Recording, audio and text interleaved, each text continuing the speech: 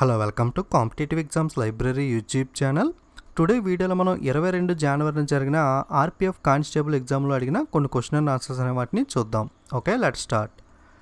Lok Sabha seats according to the Indian constitution, భారత రాజ్యాంగం ప్రకారం లోక్సభలో ఉన్న సీట్ల సంఖ్య ఎంత అని అడిగారు. ఆన్సర్ వచ్చి 552, 552.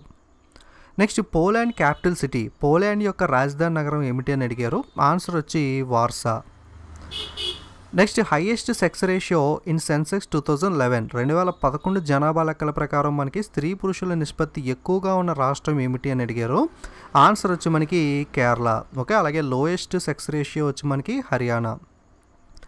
Next, founder of Ramakrishna Math, Ramakrishna మఠం యొక్క స్థాపకులు ఎవరో అని అడిగారు. ఆన్సర్ వచ్చి Swami Vivekananda.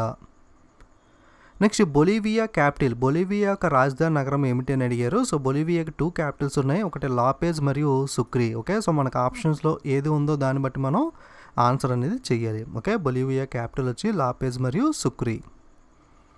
Next, father of Indian cinema, Indian cinema యొక్క ఫాదర్గా ఎవరిని పిలుస్తారు అని అడిగారు. ఆన్సర్ వచ్చి దాదా సాహెబ్ ఫాల్కే.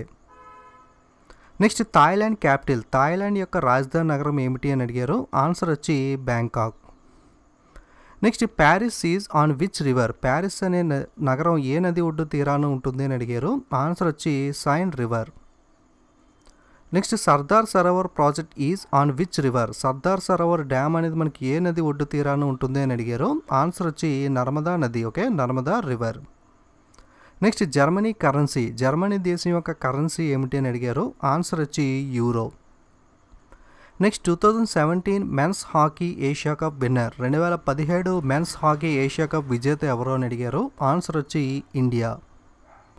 నెక్స్ట్, లౌకిక అనే పదం ఎన్నవ రాజ్యాంగ సవరణ ద్వారా భారత రాజ్యాంగంలో చేర్చారో అని అడిగారు.